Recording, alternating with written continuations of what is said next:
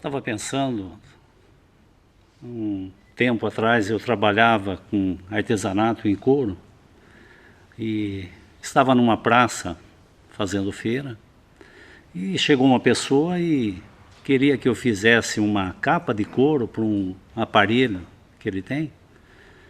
E eu fiquei curioso, falei, mas que aparelho que é? Ele falou, não, é um aparelho que eu olho nos seus olhos e sei muita coisa. Deixa eu fazer o teste em você, né? Falei, tudo bem. E ele pegou esse aparelho, olhou nos meus olhos, falou, você foi operado da apendicite, né? Eu falei, não, eu nunca fui operado da apendicite. Ele falou, mas deixa eu olhar direito. Olhou novamente. Falou, não. Mas e essa cicatriz que você tem na barriga? Do lado direito? Falei, puxa. E realmente eu tenho uma cicatriz na barriga, mais ou menos de uns 8 centímetros, né? E ele conseguiu ver isso com esse aparelho. É um aparelho que olha na íris e consegue ver, eu não sei até que ponto isso. Mas ele viu isso. E isso aconteceu, esse incidente aconteceu comigo quando eu era criança.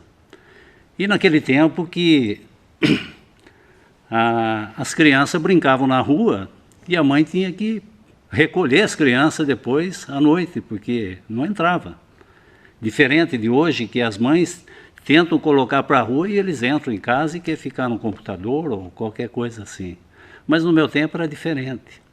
E como a gente corria muito, ia para lá para cá, a gente se cansava. E então tinha um tio meu que ele tinha uma casa e ele era bem rico. E no fundo da casa dele, ele tinha uma geladeira e ele tinha vários tipos de queijo lá. E a gente, como criança, e inclusive o filho dele, então a gente pulava o portão, ia lá e comia o queijo, né, que tinha lá e tal. E depois eles pulavam e vinham embora, né? E eu, com medo de pular aquele portão enorme, eu vinha escorregando. E tinha um pequeno prego ali e acabou fazendo essa cicatriz que eu tenho até hoje, essa marca. Mas nós sabemos que nós temos uma marca que já de muito tempo está em nossas vidas. E o Senhor conhece todas as coisas. O Senhor conhece nossos pensamentos, Ele conhece tudo sobre nós. Ele não precisa desse aparelho para ver certas coisas. Ele conhece até nossos pensamentos. E pensando assim, eu estava pensando em Salmos 139.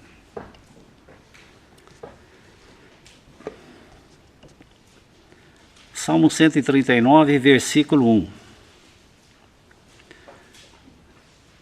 Senhor, Tu me sondaste e me conheces. Tu conheces o meu assentar e o meu levantar. E de longe entendes os meus pensamentos. Cercas o meu andar e o meu deitar.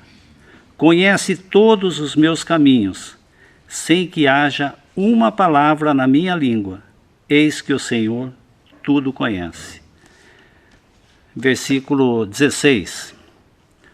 Os teus olhos viram o meu corpo ainda informe no teu livro. Todas essas coisas foram escritas, as quais iam sendo dia a dia formadas, quando nem ainda uma delas havia. E quão preciosos me são, ó Deus, os teus pensamentos, quão grandes são as somas deles. Versículo 23. Sonda-me, ó Deus, conheces meu coração, prova-me e conhece os meus pensamentos. Então nós estamos diante de um Deus que conhece os nossos pensamentos. Imagine como que um homem quer se justificar diante de Deus com suas obras, com tudo aquilo que ele faz, porque a palavra de Deus fala assim, se você olhar para uma mulher com os olhos impuros, você já adulterou com ela. Então, e Deus conhece nossos pensamentos. Então, nós estamos numa condição, para nós, tudo o contrário. não precisa desse aparelho como essa pessoa para ver essa cicatriz. O Senhor conhece todas as coisas. Podemos ver em Lucas capítulo 7, uma passagem.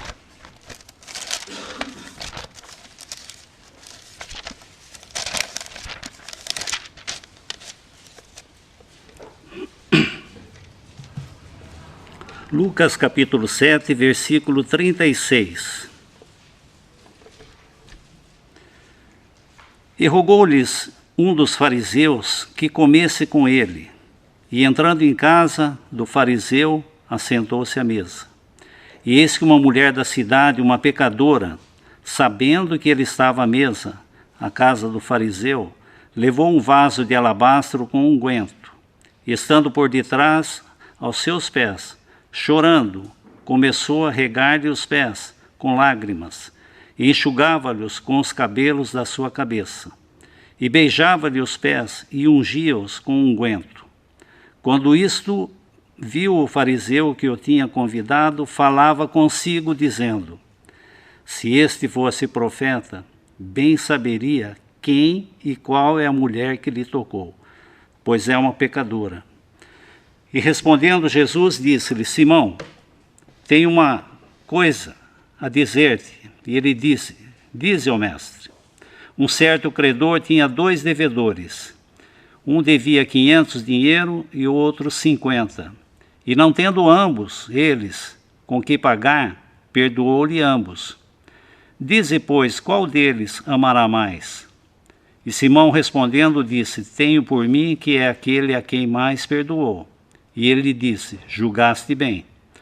E voltando-se para a mulher, disse: Simão, vês tu esta mulher? Entrei em tua casa e não me deste água para os pés, mas esta regou-me os pés com lágrimas e mos enxugou com seus cabelos. Não me deste ósculo, mas esta, desde que entrou, não tem cessado de me beijar os pés. Não me ungiste a cabeça com óleo, mas esta ungiu-me os pés com unguento. Por isso te digo que seus muitos pecados lhe são perdoados, porque muito amou. Mas aquele a quem pouco é perdoado, pouco ama. E disse-lhe a ela: os teus pecados te são perdoados. E os que estavam à mesa começaram a dizer entre si: quem é este que até perdoa pecados? E disse a mulher: a tua fé te salvou. Vá em paz. Aqui estava um homem, esse fariseu, que havia convidado o Senhor para estar em sua casa. E essa mulher, essa pecadora, ela não foi até esse fariseu pedindo permissão para chegar até o Senhor. Certamente, se ela fizesse isso, ela não seria aceita, pois era uma pecadora. Não havia Pedro ou João também que pudesse apresentar ela ao Senhor. Mas ela adentrou a esse lugar. Essa mulher estava sentindo o peso do seu pecado. Ela chegou ali com a sua necessidade. E assim, um homem que não conhece os seus pecados, ele fica analisando todas as coisas. Ele fica olhando para tudo. Ele fica medindo todos. Ele se achando justo. Ele se achando que é uma pessoa cumpridora dos seus deveres, que é uma pessoa que faz tantas coisas. Esse fariseu, ele estava julgando não somente essa mulher, mas ele estava julgando o Senhor. Ele estava julgando esse que uma voz do céu se fez ouvir: este é o meu filho amado, no qual me comprazo. A ele ouvi. Ele estava questionando se esse homem realmente era um profeta. Mas essa mulher, ela adentrou ali e achegou ao Senhor com toda a sua necessidade. Então, enquanto nós estivermos achando que em nós existe algo de bom, ou que nós estamos dando o melhor de nós estamos como esse fariseu, vendo as coisas, analisando e julgando. Então nós temos que ver que nós estamos num estado miserável e o Senhor conhece os nossos pensamentos. Por isso que eu trouxe essa ilustração para dizer dos pensamentos. Como que o Senhor conhece? Simão não havia dito nada, mas o Senhor conhece os nossos pensamentos. Não precisou falar palavra alguma, mas o Senhor trouxe essa passagem e mostrou que realmente uma pessoa muito perdoada, ela vai amar muito mais do que aquele que é pouco perdoado. E a nossa dívida é muito grande. Se nós não tivermos consciência do tamanho da nossa dívida, nós vamos estar procurando pessoas que devem mais. Nós vamos estar olhando e vendo aquele sim que precisava estar aqui nessa noite, para ouvir essas coisas. Então, se nós estamos fazendo dessa forma, nós estamos como esse fariseu, julgando as pessoas, julgando até o Senhor que estava ali presente. Então, nós vemos que tudo isso é uma obra de Deus. Para essa mulher chegar até o Senhor, nós sabemos que é uma obra de Deus. Não é que uma pessoa que se chega ao Senhor, ela chegou porque ela viu que eu vou fazer isso, que vai dar certo. Não. Podemos ler em Evangelho de João, no Evangelho de João, capítulo 6,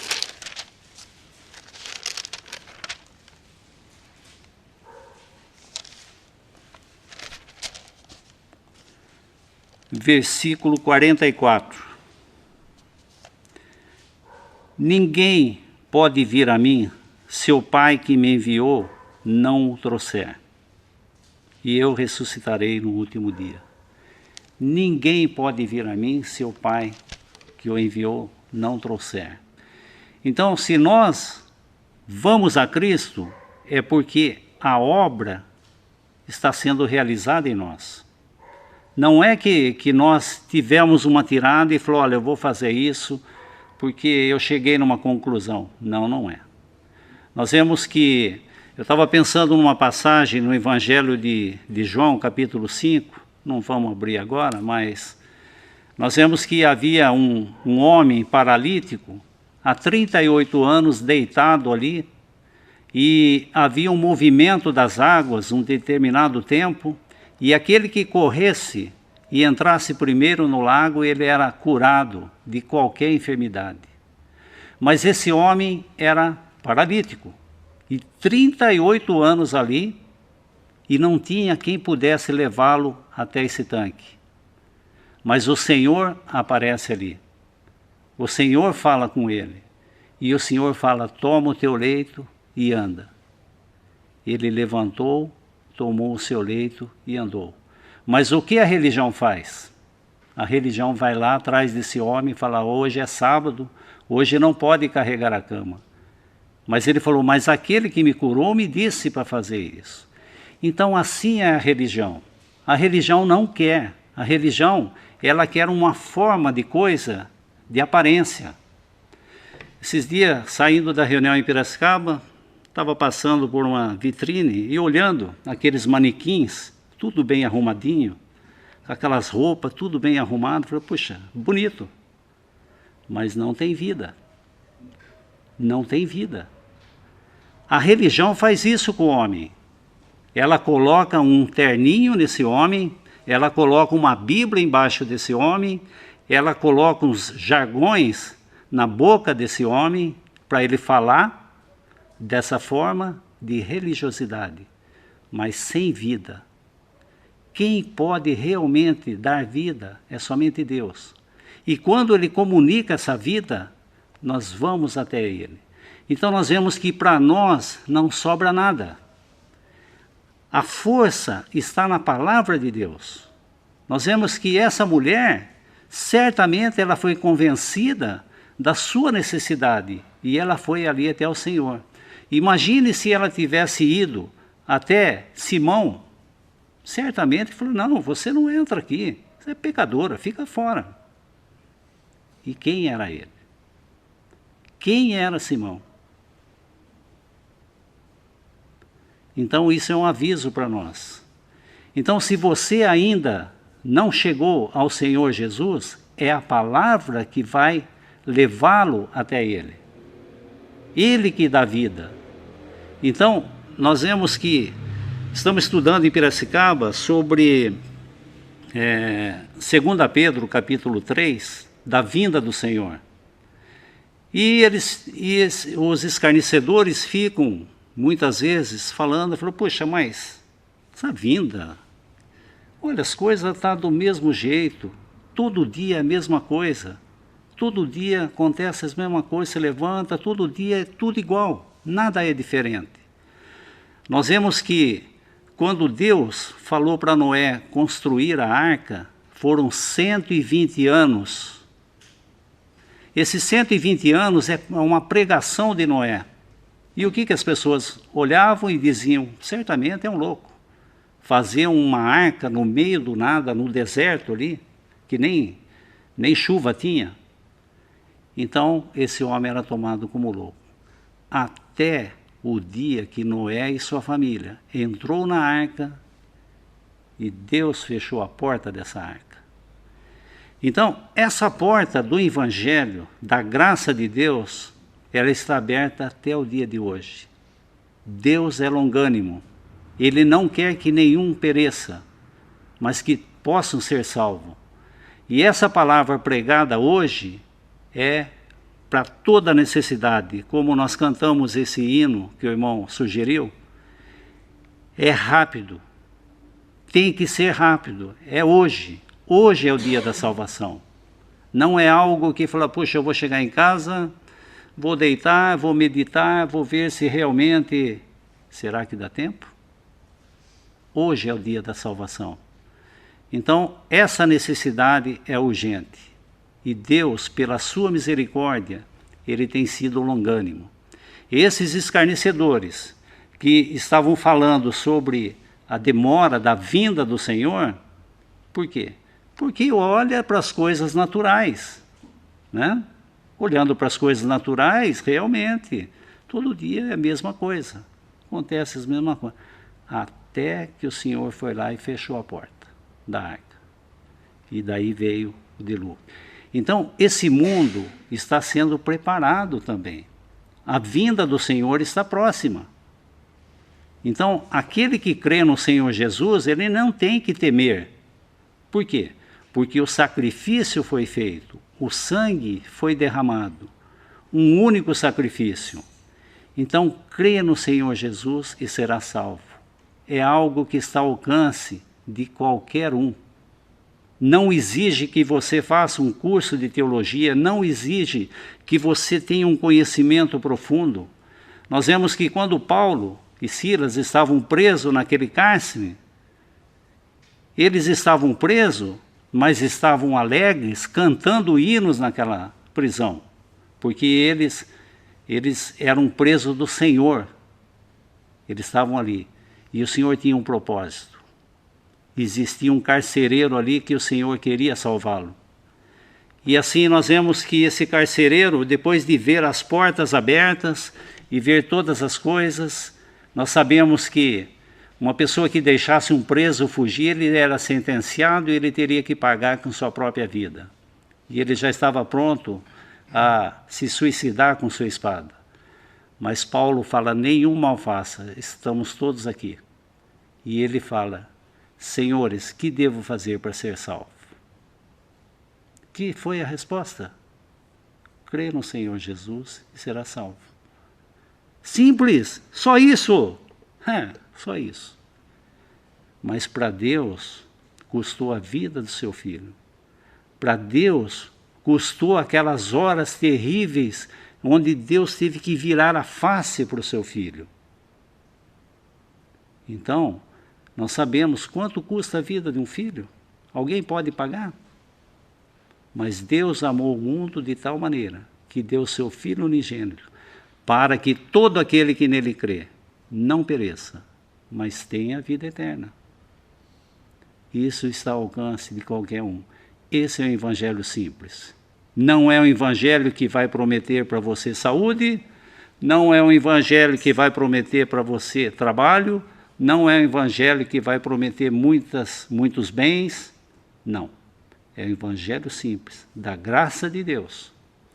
E saber que sua situação agora, diante de Deus, você está livre e agora você é um salvo, aguardando a vinda do Senhor a qualquer momento. Isso está ao alcance de qualquer um. Então podemos dar graças ao Senhor por essa longanimidade, desse tempo que Ele está aguardando, que Deus é longânimo. Ele não entra no lugar de juízo com passos largos. Ele é longânimo. 120 anos Noé pregando ali. E quantas almas foram salvas? Quantas almas? Nós sabemos. Então, agradecer ao Senhor e saber que esse dia da salvação, essa longanimidade do Senhor, com esse evangelho simples da graça de Deus, está sendo pregado em muitos lugares. Então, se você ainda não crê no Senhor Jesus, hoje é o dia da salvação. Aceita Ele, porque Ele conhece todas as coisas.